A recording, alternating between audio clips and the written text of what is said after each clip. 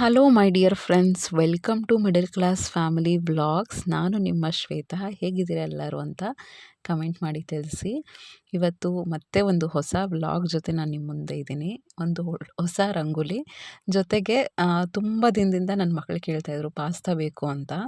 Actually ಮೈದಾ ತುಂಬ ಒಳ್ಳೆಯದಲ್ಲ, actually refined ಆಗಿರೋದ್ರಿಂದ, ಪ್ರಾಸೆಸ್ಡ್ ಆಗಿರೋದ್ರಿಂದ ಅದರಲ್ಲಿ ನ್ಯೂಟ್ರಿಷನಲ್ ಬೆನಿಫಿಟ್ಸ್ ತುಂಬಾ ಕಡಿಮೆ. ಅದಕ್ಕೆ ವೀಟ್ ಪಾಸ್ತಾ ಹುಡುಕ್ತಾ ಇದ್ದೆ. ಒಂದು ಅಂಗಡಿಯಲ್ಲಿ ಸಿಕ್ತು ಅದು ವೀಟ್ ಪಾಸ್ತಾ ಅಂತ. ನನಗೆ ಅದೆಷ್ಟರ ಮಟ್ಟಿಗೆ ತುಂಬ ವೀಟ್ ಯೂಸ್ ಮಾಡಿರ್ತಾರೆ ಅಂತ ಗೊತ್ತಿಲ್ಲ, ಬಟ್ ಸ್ವಲ್ಪ ಮಟ್ಟಿಗನ ಹೆಲ್ದಿಯಾಗಿರುತ್ತೆ ಅಂದ್ಕೊಂಡು ವೀಟ್ ಪಾಸ್ತಾನ ತಂದು ಸ್ವಲ್ಪ ಪಾಸ್ತಾನ ಮಾಡ್ತಾಯಿದ್ದೀನಿ. ರೆಸಿಪಿನ ಶೇರ್ ಮಾಡ್ತೀನಿ, ಜೊತೆಗೆ ಒಂದು ಒಳ್ಳೆ ರಂಗೋಲಿನೂ ಶೇರ್ ಮಾಡ್ತಾಯಿದ್ದೀನಿ. ಇವತ್ತಿಂದು ಸಂಡೇ ವ್ಲಾಗ್ ಇದು. ಏನಾಯಿತು ಅಂದರೆ, ಬೆಳಗ್ಗೆ ನಾನು ಎದ್ದಿದ ತಕ್ಷಣವೇ ಸ್ವಲ್ಪ ಕೆಲಸ ಎಲ್ಲ ಮುಗಿಸ್ಕೊಂಡು ಆಮೇಲೆ ಬೆಳಕು ಬಂದಾದಮೇಲೆ ರಂಗೋಲಿ ಹಾಕೋಣ, ಸೊ ದಟ್ ಕ್ಯಾಮ್ರಾ ಇಟ್ಟರೆ ನೀಟಾಗಿ ಬೆಳಕಲ್ಲಿ ಕಾಣುತ್ತೆ. ನಾನು ಅದಕ್ಕೇ ಎಷ್ಟೇ ಬೇಗ ಎದ್ದರೂ ರಂಗೋಲಿ ಹಾಕಲ್ಲ. ಎಷ್ಟೊಂದು ವೀಡಿಯೋಸ್ ನಾನು ಬೆಳಗ್ಗೆ 4 ಗಂಟೆಗೆ 4:15ಗೆಲ್ಲ ಶೂಟ್ ಮಾಡಿರೋ ರಂಗೋಲಿ ಎಲ್ಲ ತುಂಬ ಕತ್ಲಲ್ಲಿ ಬರುತ್ತೆ, ಅಷ್ಟು ಕ್ಲಿಯರಾಗಿ ಗೊತ್ತಾಗಲ್ಲ. ಎಷ್ಟೊಂದು ಜನ ನನ್ನ ವ್ಯೂವರ್ಸು ಹೇಳ್ತಿರ್ತಾರೆ, ನೀವು ಏನು ರಂಗೋಲಿ ಹಾಕ್ತಿರೋ ನೆಕ್ಸ್ಟ್ ಡೇ ನಮ್ಮ ಮನೇಲಿ ಅದೇ ರಂಗೋಲಿ ಹಾಕ್ತೀವಿ ಅಂತ. ಸೊ ಅವ್ರಿಗೂ ಹೆಲ್ಪ್ ಆಗಲಿ ಅಂತ, ಸ್ವಲ್ಪ ಕ್ಲಿಯರಾಗಿ ಕಾಣಲಿ ಅಂತ ಬೆಳಕು ಬಂದಾದ್ಮೇಲೆ ರಂಗೋಲಿ ಹಾಕ್ತೀನಿ ನಾನು. ಒಳಗಡೆ ಎಲ್ಲ ಕೆಲಸ ಎಲ್ಲ ಮುಗಿಸ್ಕೊಳ್ತಾ ಇದ್ದೆ. ಇಷ್ಟರಲ್ಲಿ ನನ್ನ ಚಿಕ್ಕ ಮಗಳೂ ಎದ್ಬಿಟ್ಲು. ಎಷ್ಟು ಡಿಸ್ಟರ್ಬ್ ಮಾಡಿದ್ಲು ಅಂದರೆ, ಬೇರೆ ಟೈಮಲ್ಲಿ ಈ ಮಕ್ಕಳು ಎದ್ದೇಳಲ್ಲ.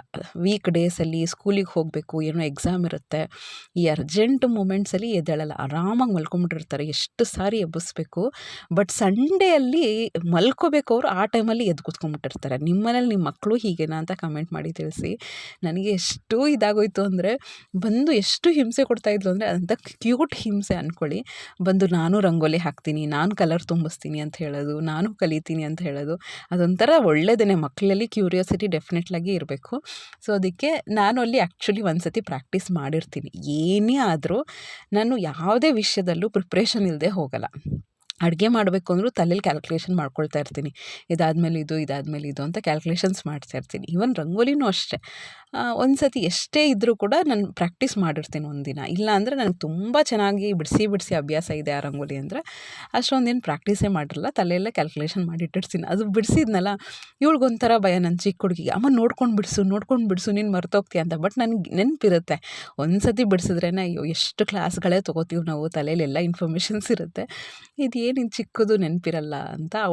ಅವಳು ಕನ್ಸನಿಂದ ಅಮ್ಮ ನೀನು ಮರ್ತೋಗ್ತೀಯ, ನೋಡ್ಕೊಂಡು ಹಾಕು, ನೀಟಾಗಿ ಹಾಕು ಅಂತ ತಂದು ಇಡ್ತಿದ್ರು.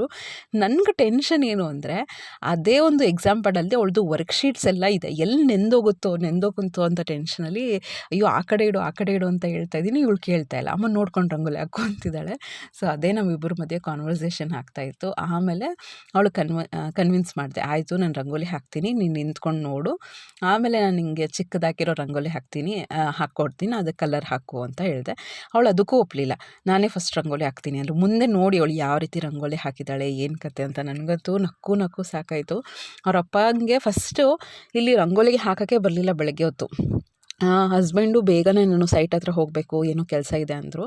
ಅದಕ್ಕೆ ಅವ್ರಿಗೆಲ್ಲ ತಿಂಡಿ ಮಾಡಿಕೊಟ್ಟು ಎಲ್ಲ ಅವ್ರಿಗೆ ಕಳಿಸೋಬೇಕಾದ್ರೆ ಅವರು ನಿಂತ್ಕೊಂಡು ಎಷ್ಟೊತ್ತು ನಕ್ಕಿದ್ದಾರೆ ಅಂದರೆ, ಇವಳು ಆಡೋ ಇದಕ್ಕೇ. ಇನ್ನು ದೊಡ್ಡ ಮಗಳು ಓದ್ಕೋತಾ ಇದ್ಲು. ಬೆಳಗ್ಗೆನೇ ಎದ್ಬಿಟ್ಟು ಅವಳು ಓದ್ಕೊಳಕ್ಕೆ ಸ್ಟಾರ್ಟ್ ಮಾಡ್ತಾಳೆ. ಎಕ್ಸಾಮ್ ಟೈಮಲ್ಲಿ ಅವಳು ಅಷ್ಟೊಂದು ಇನ್ವಾಲ್ವ್ ಆಗಲ್ಲ, ಅವಳು ಪಾಡಿಗೆ ಅವಳು ನೀಟಾಗಿ ಓದ್ಕೋತಾ ಇರ್ತಾಳೆ. ಈ ಚಿಕ್ಕವಳು ಅಷ್ಟು ತರಲೆ ಮಾಡ್ತಿದ್ರು. ನಕ್ಕು ಅಂತೂ ತುಂಬ ಸಾಕಾಯಿತು.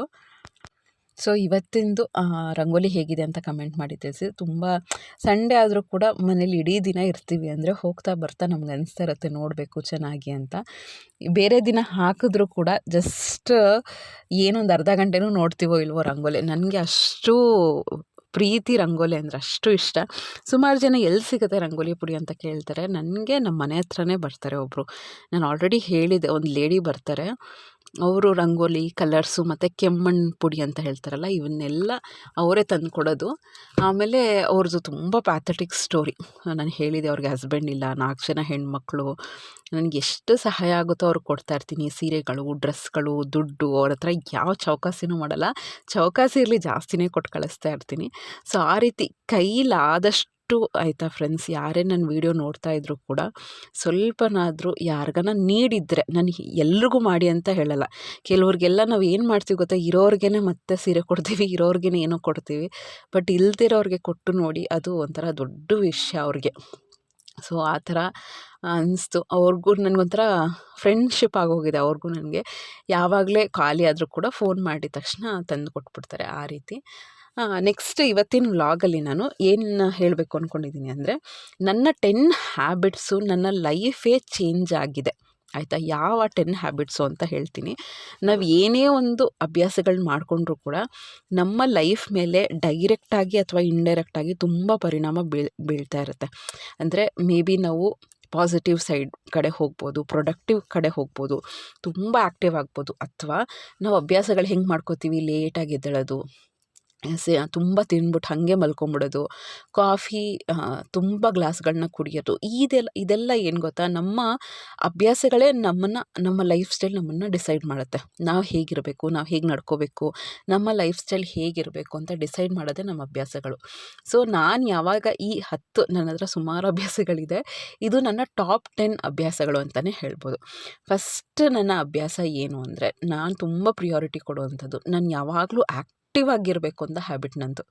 ಸೊ ಏನೇ ಆದರೂ ಕೂಡ 24 ಅವರ್ಸಲ್ಲಿ 8 ಅವರ್ಸ್ ಬಿಟ್ಟಾಕಿ ಇನ್ನು 16 ಅವರ್ಸಲ್ಲಿ ಮ್ಯಾಕ್ಸಿಮಮ್ 13 to 14 ಅವರ್ಸ್ ನಾನು ಆ್ಯಕ್ಟಿವ್ ಆಗಿ ಇರಬೇಕು ಅಂತ ಇಷ್ಟಪಡ್ತೀನಿ. ನಾನು ಮ್ಯಾಕ್ಸಿಮಮ್ 0 ನನಗೆ ಎನರ್ಜಿ ಇರೋದು ಯಾವಾಗ ಅಂದರೆ 3:30ಗೆ ನಂದು ಕಾಲೇಜ್ ಮುಗಿದ ತಕ್ಷಣ ಬಂದು ನಾನು 4 ಗಂಟೆಗೆ ಮನೆ ಕೂತ್ಕೋತೀನಲ್ಲ, 4ರಿಂದ 4:15 ನನ್ನ ಎನರ್ಜಿ 0. ಏನಾದ್ರು ಮಾಡಬೇಕು ಅಂದರೆ ನನಗೆ ಅಷ್ಟು ಸುಸ್ತಾಗ್ತಿರುತ್ತೆ. ಸೊ ಆ ಅರ್ಧ ಗಂಟೆ ನಾನು ಏನೂ ಮಾಡಲ್ಲ. ಕೆಲವು ಸತಿ ತುಂಬ ಅದೇ ಟೈಮಲ್ಲಿರುತ್ತೆ. ಆ ಟೈಮಲ್ಲಿ ನಾನು ಮಾಡಿದ್ದೀನಿ ಅಂದರೆ ತುಂಬ ಸುಸ್ತಾಗೋಗುತ್ತೆ ಫ್ರೆಂಡ್ಸ್. ಸೊ ಬಟ್ ಮ್ಯಾಕ್ಸಿಮಮ್ ಅದಾಗಿದ ತಕ್ಷಣ 4:30ಗೆ ಮತ್ತೆ ಸ್ನಾನಕ್ಕೆ ಹೊರಟೋಗ್ತೀನಿ. ನನಗೆ ಸೆಕೆಂಡ್ ಹಾಫ್ ನಮ್ಮದು ಎಲ್ಲ 2 ಶಿಫ್ಟು ಅಲ್ವಾ. ಬೆಳಗ್ಗೆ ಒಂದು ಕೆಲಸ ಮಾಡಿರ್ತೀವಿ, ಮತ್ತು ಕಾಲೇಜಲ್ಲಿ ಮಾಡಿರ್ತೀವಿ, ಮತ್ತು ಮನೆಗೆ ಬಂದು ಇನ್ನೊಂದು ಶಿಫ್ಟ್ ಮಾಡ್ತೀವಿ. ಸೊ 3 ಶಿಫ್ಟ್ಗಳು ಮಾಡಬೇಕು. ನನಗೆ 3rd ಶಿಫ್ಟಲ್ಲಿ ನಾನು ಕೆಲಸ ಮಾಡಬೇಕು ಮನೇಲಿ ಅಂದರೆ ಒಂದು ಸ್ನಾನ ಬೇಕೇ ಬೇಕು. ಬೆಳಗ್ಗೆನೂ ಅಷ್ಟೇ ಕಿಚನಲ್ಲಿ ಫುಲ್ಲು ಕೆಲಸ ಮಾಡಿ ಎಲ್ಲ ಹೋಗಿರ್ತೀನಲ್ವ, ಒಂದು ಸ್ನಾನ ಮಾಡಿಕೊಂಡು ಆಮೇಲೆ ಕಾಲೇಜ್ಗೆ ಹೋಗ್ತೀನಿ. ಕಾಲೇಜಲ್ಲಿ ನನಗೇನು ಸ್ಟ್ರೇನ್ ಆಗೋಲ್ಲ. ಮತ್ತು ಕಾಲೇಜಿಂದ ಬರ್ತೀನಲ್ಲ, ಅಲ್ಲಿ ತುಂಬ ಸ್ಟ್ರೇನ್ ಆಗಿರುತ್ತಲ್ವ. ಮನೆಗೆ ಬಂದ ತಕ್ಷಣ ಸ್ನಾನ ಮಾಡಿದ ತಕ್ಷಣ ಇಲ್ಲಿ ಸ್ವಲ್ಪ ಈ ಕೆಲಸಗಳನ್ನ ಮಾಡೋಕ್ಕೆ ನನಗೆ ಸ್ವಲ್ಪ ಮೋಟಿವೇಶನ್. ಅಷ್ಟೊಂದು ನಿಜವಾಗ್ಲೂ ಎಷ್ಟು ರಿಲೀಫ್ ಅಂತ ಅನಿಸುತ್ತೆ ಅಂದರೆ, ಬಿಸಿ ಬಿಸಿ ಸ್ನಾನ ಮಾಡಿಕೊಂಡು ಆಮೇಲೆ ಲಾಸ್ಟ್ ಒಂದು ಸ್ವಲ್ಪ ಒಂದು 5-6 ಚೊಂಬು ಬೆಚ್ಚಗಿರೋದು ತಣ್ಣಗಿರೋದನ್ನ ಹಾಕ್ಕೊಳ್ಳಿ. ಎಷ್ಟು ಫ್ರೆಶ್ ಆಗಿ ಬಿಸಿಲುಗಾಲಕ್ಕೆ ತುಂಬ ಫ್ರೆಶ್ನೆಸ್ ಅನಿಸುತ್ತೆ, ರಿಲ್ಯಾಕ್ಸ್ ಅಂತ ಅನಿಸ್ತಾ ಇರುತ್ತೆ. ಸೊ ಟ್ರೈ ಮಾಡಿ ನೋಡಿ. ಒಂದು ಸ್ನಾನದಿಂದನೂ ಎಷ್ಟೊಂದು ರಿಲ್ಯಾಕ್ಸಿಂಗ್ ಅನ್ನೋದು ಆಗ್ತಾ ಇರುತ್ತೆ. ಸೊ ಆ ರೀತಿ ನನಗೆ ಫಸ್ಟ್ ಹ್ಯಾಬಿಟ್ ಬಂದು, ನಾನು ಯಾವಾಗಲೂ ಆ್ಯಕ್ಟಿವ್ ಆಗಿರೋಕ್ಕೆ ಇಷ್ಟಪಡ್ತೀನಿ. ಅದು ಫಸ್ಟ್. ಸೆಕೆಂಡ್ ಬಂದು ಟು ಡೂ ಲಿಸ್ಟ್.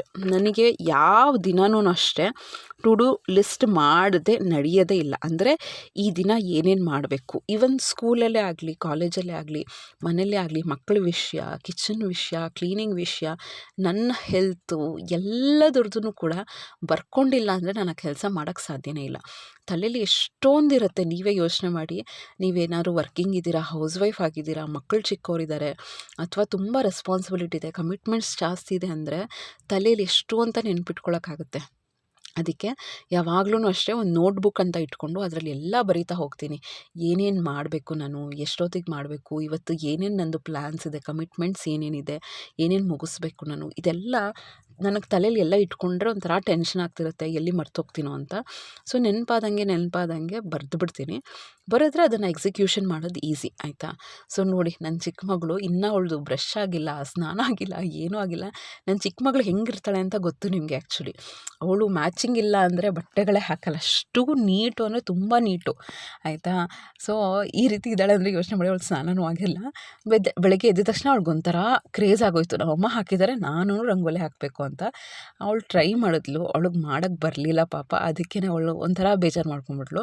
ಅದಕ್ಕೆ ಸರಿ ನಾನು ರಂಗೋಲಿ ಬಿಡಿಸ್ಕೊಡ್ತೀನಿ ಚಿಕ್ಕದು, ಅದಕ್ಕೆ ಕಲರ್ ಹಾಕು ಅಂತ ಆಮೇಲೆ ನಾನೇ ಬಿಡಿಸ್ಕೊಟ್ಟೆ, ನೋಡ್ಬೋದು ನೀವು ಮುಂದೆ.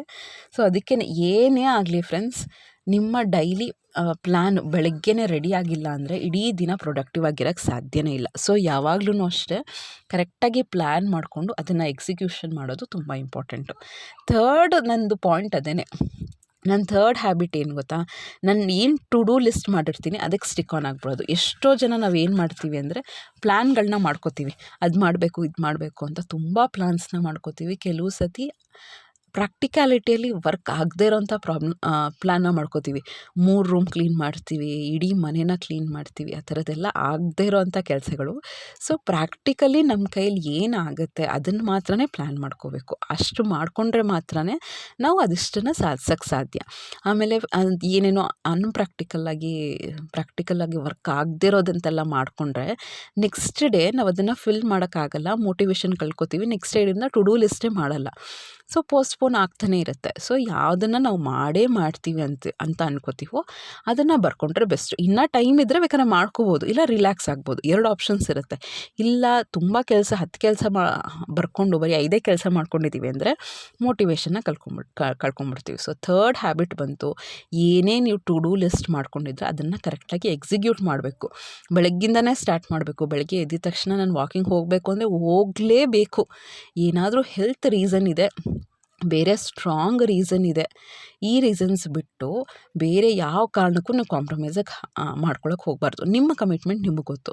ಸೊ ನೀವೆಷ್ಟು ಸ್ಟ್ರಾಂಗಾಗಿ ಅದನ್ನು ಅಂದ್ಕೊಳ್ತೀವೋ ಅಷ್ಟು ಚೆನ್ನಾಗಿ ನಾವು ಅದನ್ನು ಎಕ್ಸಿಕ್ಯೂಟ್ ಮಾಡ್ತೀವಿ. ನನಗೆ ಇದು ಬೆನಿಫಿಟ್ ಏನು ಅಂದರೆ ಒಂಥರ ಅದೇನೋ ಅಂತಾರಲ್ಲ, ಮಾಡಲೇಬೇಕು. ಎದ್ದ ತಕ್ಷಣ ನನ್ನ ತಲೆಯಲ್ಲಿ ಏನೂ ಬರಲ್ಲ. ಎಷ್ಟೊಂದು ಕೆಲಸ ಇರುತ್ತೆ, ಏನೋ ಇರುತ್ತೆ, ಅನ್ಕೋತೀನಿ ಬೇಡಪ್ಪ ಅಂತ ಅನ್ಕೋತೀನಿ. ಬಟ್ ಇಡೀ ದಿನ ಅದೊಂಥರ ತಲೆಯಲ್ಲಿ ಕಾಡ್ತಾ ಇರುತ್ತೆ, ಅಯ್ಯೋ ಏನಪ್ಪ ಇದು ಮಾಡಲೇ ಇಲ್ವಲ್ಲ ಅಂತ ಒಂಥರ ಬೇಜಾರಾಗ್ತಾ ಇರುತ್ತೆ. ಸೊ ಆ ಬೇಜಾರನ್ನ ತಡೆಗಟ್ಟಬೇಕು ಅಂದರೆ ಒಂದು 20 ನಿಮಿಷನ ಬೆಳಗ್ಗೆ ಹೊತ್ತು ಚೆನ್ನಾಗಿ ವಾಕಿಂಗ್ ಮಾಡ್ಕೊಂಡು ಬಂದುಬಿಡ್ತೀನಿ.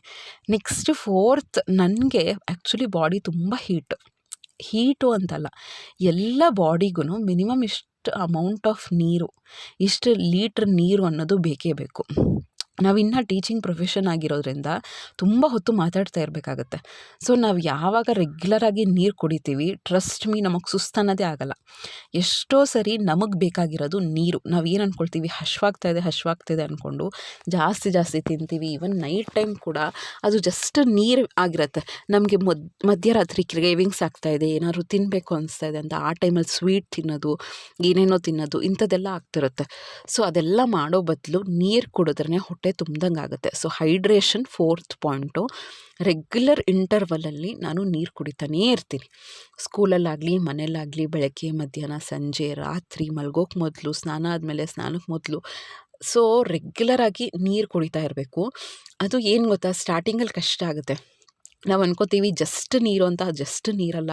ನಾವು ಇಡೀ ದಿನ ಬರೀ 2-3 ಗ್ಲಾಸ್ ನೀರು ಕುಡಿತೀವಿ ಅಂದರೆ ಅದು ಎಫೆಕ್ಟ್ ಗೊತ್ತಾಗ್ಬಿಡುತ್ತೆ. ಹೊಟ್ಟೆಲ್ಲ ಒಂಥರ, ಸ್ಕಿನ್ನೆಲ್ಲ ಒಂಥರ ಅನ್ನೋದು, ಹೊಟ್ಟೆಲಿ ಒಂಥರ ಇಂಡೈಜೆಷನ್ ಆಗೋದು, ಡೈಜೆಷನ್ ಚೆನ್ನಾಗಾಗಲ್ಲ. ಸೊ ನೀರನ್ನು ತುಂಬ ಇಂಪಾರ್ಟೆಂಟು.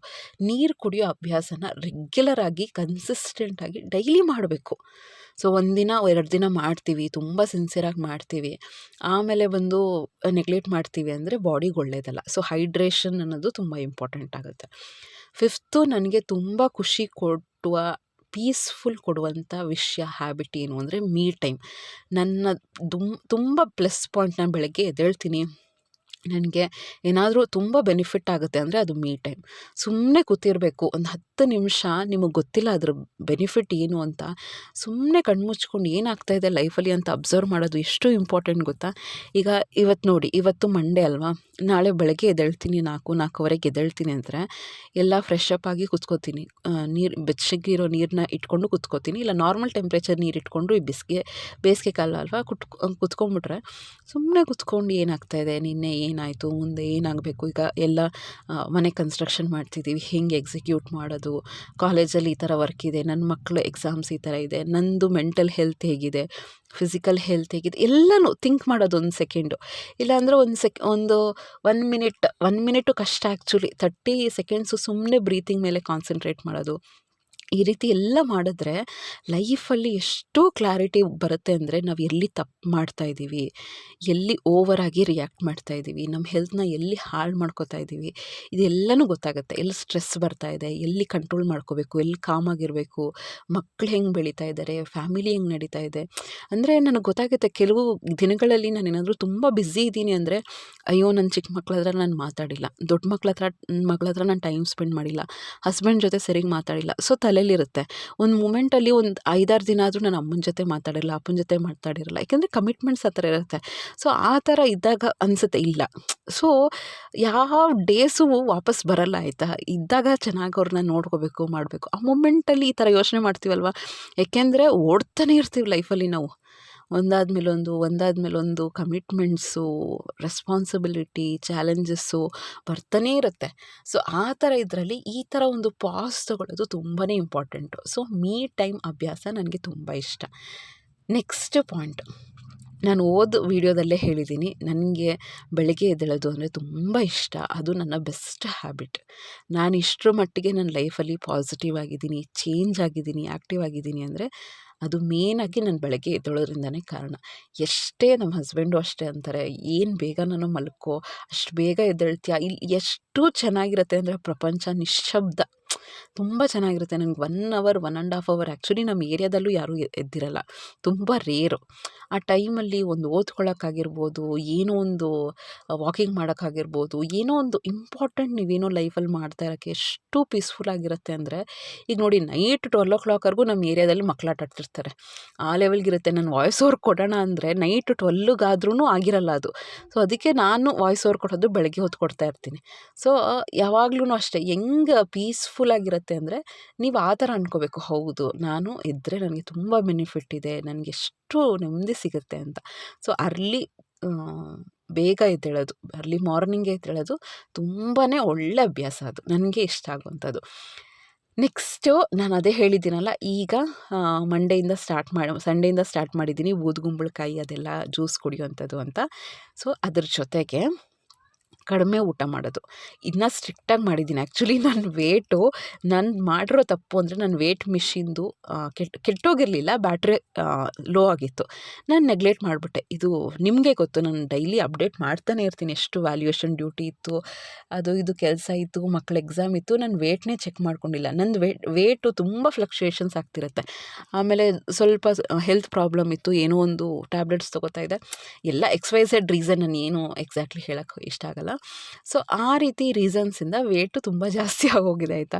ಸೊ ಎಷ್ಟೇ ನಾವು ಅನ್ಕೋತೀವಿ ಲೈಫ್ ಸ್ಟೈಲು ಎಷ್ಟು ಮ್ಯಾಟ್ರ್ ಆಗುತ್ತೆ ಅಂತ, ಕೂತಿದ್ದ ಜಾಗದಲ್ಲೇ ಕೂತ್ಕೊಳ್ಳೋವಂಥದ್ದು, ಮಾನಿಟರ್ ಮಾಡ್ಕೊಂಡಿಲ್ಲ ಅಂದರೆ ಎಷ್ಟು ಕಷ್ಟ ಆಗುತ್ತೆ ಅಂತ.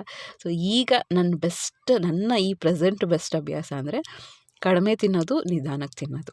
ಸೊ ಕ್ವಾಂಟಿಟಿನೇ ಸ್ವಲ್ಪ ಮಾಡಿಕೊಂಡು ನಾರ್ಮಲ್ ಫುಡ್ನೇ ತಿಂದ್ಕೊಂಡು ನಾನು ಮುಂದೆ ತೋರಿಸ್ತೀನಿ ಯಾವ ರೀತಿ ನಾನು ವೆಯ್ಟ್ ಲಾಸ್ ಮಾಡ್ತಾಯಿದ್ದೀನಿ ಅಂತ. ಯಾಕೆಂದರೆ ನಂದು ಸ್ವಲ್ಪ ಎವಿಡೆನ್ಸ್ ಇಟ್ಕೊಂಡು ನಾನು ತೋರಿಸ್ತೀನಿ, ನಾನು ಏನು ತಿಂತಾಯಿದ್ದೀನಿ, ಎಷ್ಟಿದೆ, ಎಷ್ಟು ಆಗ್ತಾಯಿದ್ದೀನಿ ಅಂತ.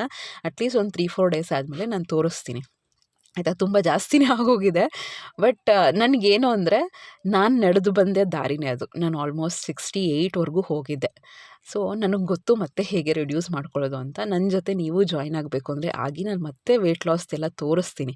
ಯಾಕೆಂದರೆ ನಾನು ಹೇಳಿದ್ನಲ್ಲ, ಒಬ್ಬರಿಗೆ ಅನೌನ್ಸ್ ಮಾಡಿಬಿಟ್ರೆ ನಾನು ಭಯದಿಂದ ಮಾಡ್ತೀನಿ, ಸ್ವಲ್ಪ ಜವಾಬ್ದಾರಿಯಿಂದ.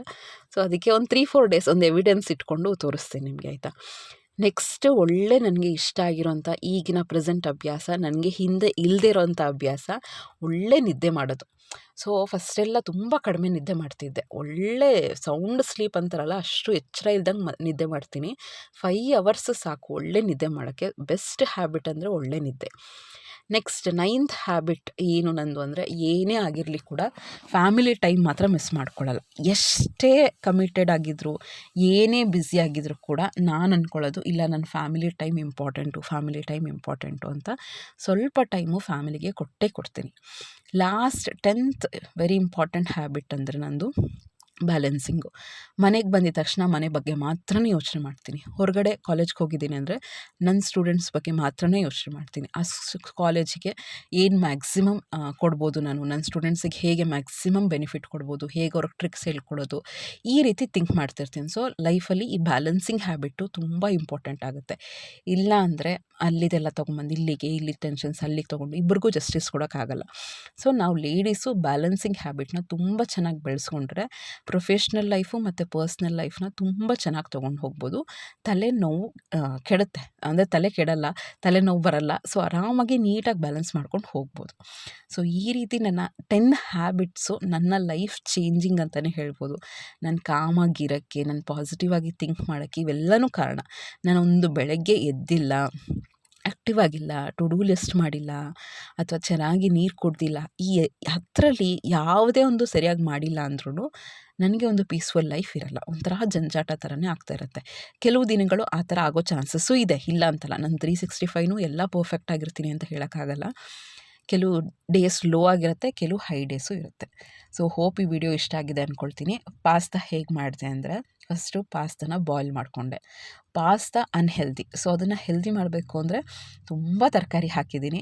ಎಣ್ಣೆ ಹಾಕಿ, ಶುಂಠಿ ಬೆಳ್ಳುಳ್ಳಿ ಪೇಸ್ಟ್ ಹಾಕಿ, ತರಕಾರಿನೆಲ್ಲ ಹಾಕಿ, ಈರುಳ್ಳಿ, ಕಾರ್ನು, ಬೀನ್ಸು, ಕ್ಯಾರೆಟು, ಕ್ಯಾಪ್ಸಿಕಮ್ಮು ಇದಿಷ್ಟನ್ನು ಹಾಕಿ ಚೆನ್ನಾಗಿ ಬೇಯಿಸ್ಕೊಳ್ಳಿ.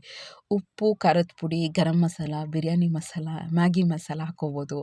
ಇದಿಷ್ಟನ್ನು ಹಾಕ್ಕೊಂಡು ಮತ್ತು ಬಾಯ್ಲ್ ಮಾಡ್ಕೊಂಡಿರ್ತೀರಲ್ಲ, ಆ ಬಾಯ್ಲ್ ಬಂದು 7ರಿಂದ 8 ನಿಮಿಷ ಬಾಯ್ಲ್ ಮಾಡಿಕೊಂಡ್ರೆ ಸಾಕು. ಬೇರೆ ಸಪ್ರೇಟ್ ಕುದೀತಾ ಇರೋ ನೀರಲ್ಲಿ ಹಾಕಿದ್ರೆ ಬೆಂದೋಗುತ್ತೆ. ಆಮೇಲೆ ಎಲ್ಲ ಮಿಕ್ಸ್ ಮಾಡಿ ಒಂದು ದಮ್ ಕಟ್ಬಿಟ್ರೆ ಸೂಪರಾಗಿರೋಂಥ ಪಾಸ್ತಾ ರೆಡಿ ಆಗೋಗುತ್ತೆ.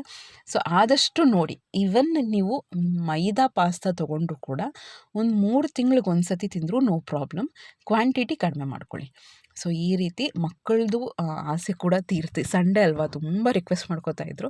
ಸೊ ಅದನ್ನು ಮಾಡಿದೆ. ಏನಕ್ಕೆ ಅಂದರೆ ಮಾಡಿದ್ದು ತಂದಿಟ್ಟಿದ್ದೆ, ಬಟ್ ಎಕ್ಸಾಮ್ ಅಲ್ವಾ ಅಂತ ಪೋಸ್ಟ್ಪೋನ್ ಮಾಡ್ತಿದ್ದೆ. ಇನ್ನೇನು ಲಾಸ್ಟ್ ಎಕ್ಸಾಮ್ಸ್ ಅವ್ರಿಗೆ, ಅಮ್ಮ ನಾನು ಓದ್ತೀನಿ, ಡೆಫಿನೆಟಾಗಿ ಚೆನ್ನಾಗಿ ಓದ್ತೀನಿ ಅಂತ ಅಂದರು. ಅವ್ರದ್ದು ಸಣ್ಣ ಪುಟ್ಟ ಆಸೆ ತೀರಿಸ್ಬೇಕಲ್ಲ ಅಂತ. ಎಸ್ಪೆಷಲಿ ನನ್ನ ದೊಡ್ಡ ಮಗಳಿಗೆ ಜಂಕ್ ಫುಡ್ಸ್ ಅಂದರೆ ಆ ಲೆವೆಲ್ಗೆ ಪ್ರಾಣ. ಚಿಕ್ಕವಳಿಗೆ ಅಷ್ಟು ಹೆಲ್ದಿ ಫುಡ್ಡು, ಫ್ರೂಟ್ಸು, ವೆಜಿಟೇಬಲ್ಸು, ಕಾಳು ಅಂದರೆ ಇಷ್ಟ ಅವಳಿಗೆ. ಸೊ ಈ ರೀತಿ ಒಬ್ಬೊಬ್ಬರು ಒಂದೊಂದು ಥರ ಇರ್ತಾರೆ, ಏನೂ ಮಾಡೋಕ್ಕಾಗಲ್ಲ. ಸೊ ಟ್ರೈ ಮಾಡಿ. ವಿಡಿಯೋದಲ್ಲಿ ರೆಸಿಪಿನ ಕಂಪ್ಲೀಟಾಗಿ ನೀಟಾಗಿ ತೋರಿಸಿದ್ದೀನಿ. ಆ ರೀತಿ ಟ್ರೈ ಮಾಡಿ ಹೇಗೆ ಬಂತು ಅಂತ ಕಮೆಂಟ್ ಮಾಡಿ ತಿಳಿಸಿ. ಜೊತೆಗೆ ಇವತ್ತಿನ ಟಾಪಿಕ್ ಹೇಗೆ ಅನಿಸ್ತು, 10 ಹ್ಯಾಬಿಟ್ಸ್, ನಿಮ್ಮದು ಬೆಸ್ಟ್ ಹ್ಯಾಬಿಟ್ಸ್ ಏನೇನು, ಅದರಿಂದ ನಿಮ್ಮ ಲೈಫ್ ಹೇಗೆ ಚೇಂಜ್ ಆಗಿದೆ ಅಂತ ಕಮೆಂಟ್ ಮಾಡಿ ತಿಳಿಸಿ. ಮುಂದಿನ ಬ್ಲಾಗಲ್ಲಿ ಸಿಗ್ತೀನಿ. ನಮಸ್ಕಾರ.